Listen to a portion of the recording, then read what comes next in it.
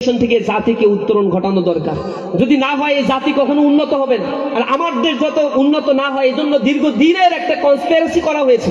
এই কনস্পিরেসি করেছে ভারতীয় হিজিমনি আমাদের এই সারাউন্ডিং এরিয়াকে ঘিরে ধরেছে। কারণ সেভেন সিস্টার্স এত অনুন্নত, কিছু কিছু সেভেন সিস্টার্স এর এরিয়া আছে, আপনারা সেখানে যেয়ে দেখবেন এখনো পাকা টয়লেটের ব্যবস্থাও তাদের নাই। মাথা পিছু আয় এত কম, দারিদ্র সীমার নিচে এত মানুষ বসবাস করে বাংলাদেশে, আপনি বলবেন সুবহানাল্লাহ আলহামদুলিল্লাহ এখনো ভালো আছে। ওই সেভেন সিস্টার্স যাতে বিচ্ছিন্ন হয়ে না যায়, ওইগুলো অনুন্নত, এই জন্য বাংলাদেশকে অনুন্নত রাখতে হবে। বাংলাদেশ যদি উন্নত হয়ে যায়, তার কোল ঘেঁষে যে সেভেন সিস্টার্স আছে তারাও বলবে আমার ইন্ডিপেন্ডেন্ট দরকার, তারা জেগে উঠবে। এই জন্য আমার দেশ যাতে উন্নত না হয়, এ কারণে তাদের প্রেসক্রিপশনে দীর্ঘ সময় ধরে একটা শিক্ষা কাঠামো আমাদের উপরে চাপিয়ে দেওয়া হয়েছে। এই যে শিক্ষা কাঠামোটা চাপিয়ে দেওয়া হয়েছে, তার জন্য কুশীলব হিসেবে যাদেরকে নিয়োগ দেওয়া হয়েছে শিক্ষামন্ত্রী, এগুলো এক একটা ভারতীয় গোলাম আর দাস ছিল। আপনারা শিক্ষামন্ত্রী ছিল ডাক্তার দীপুমণি, একজন মহিলা মানুষ, সফট কর্নার থাকার কথা, এটা মমত্ববোধ থাকার কথা, কিন্তু একটু সৎ হওয়ার কথা। মহিলা মানুষ কত করাপশন করতে পারে। তার এলাকায় চাঁদপুরে বিজ্ঞান প্রযুক্তি বিশ্ববিদ্যালয়ের অনুমোদন দেওয়া হয়েছে, 1500 কোটি টাকা বাজেট দেওয়া হয়েছে।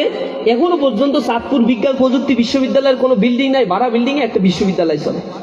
যে টাকা দেওয়া হয়েছিল তা দিয়ে বিল্ডিং বানানোর কথা, জমি কেনার কথা, পুরো টাকাটাই মেরে দিচ্ছে।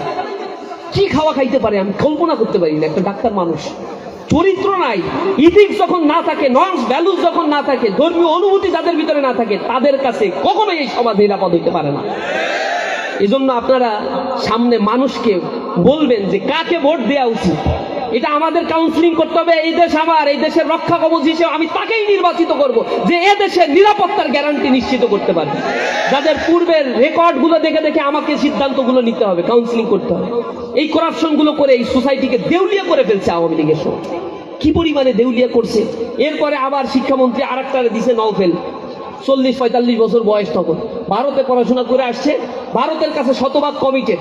এসে এখানে এমন একটা শিক্ষা ব্যবস্থা 20 সালে আমাদের উপরে চাপাই দিছে যে স্কুল কলেজে যে ওই যে ভাজা পুরা শিখাচ্ছে, মাছ বাছতে হয় কিভাবে, এরপরে তেল ফুটাইতে হয় কিভাবে, এইগুলো নাকি শিক্ষা ব্যবস্থা ইন্ট্রোডিউস করছে। কারিগরি শিক্ষার কোনো খোঁজ নাই, যেগুলোর মাধ্যমে চাকরির ব্যবস্থা হবে তার কোনো খোঁজ নাই। যুব শক্তিকে ধ্বংস করার জন্য যা ইচ্ছা তাই ব্যবস্থা করছে। আর ইথিক্যালি মোরালি এদেরকে নষ্ট করে ফেলার জন্য, করাপ্টেড করার জন্য শিক্ষার কারিকুলাম কনটেক্সটগুলোতে নানা ধরনের পশ্চিমা অপসংস্কৃতিগুলো ইনসার্ট করে আমার এই প্রাচ্যের ঋদ্ধ পুষ্ট সমৃদ্ধ এই বাঙালি সংস্কৃতি, ইসলামিক এই নর্মস ভ্যালুসগুলো তারা ধ্বংস করে দেওয়ার জন্য এক গভীর চক্রান্তে তারা লিপ্ত হয়েছে। বামপাড়ায় তারা কনস্পাইরেসি করেছিল যে মিথ্যা ইতিহাসগুলো পড়ানো হবে তাদেরকে, জাতিকে যাতে বিভাজন করা যায়। দাড়ি টুপিকে ফ্রেমিং করা হয়েছিল যে দাড়ি টুপি মানে হচ্ছে রাজাকার, দাড়ি টুপি মানে হচ্ছে নারী নির্যাতনকারী, দাড়ি টুপি মানেই হচ্ছে ওই বউরে মারে। এইগুলো দেখায় দেখায় টিভি, সিনেমা, ওটিটি প্ল্যাটফর্মগুলোতে একটা সোসাইটির মধ্যে একটা এনার্কি সিচুয়েশন তারা তৈরি করে ফেলেছে। অথচ ঘুষ যারা খায়, দুর্নীতি যারা করে, সুদ যারা খায়, এগুলো কি সব দাড়ি টুপি পরা? কখনোই ফ্রেমিং ওইভাবে করা হয়নি। এগুলো মিডিয়া ফ্রেমিং করে এই জেনারেশনের মস্তিষ্কের মধ্যে একটা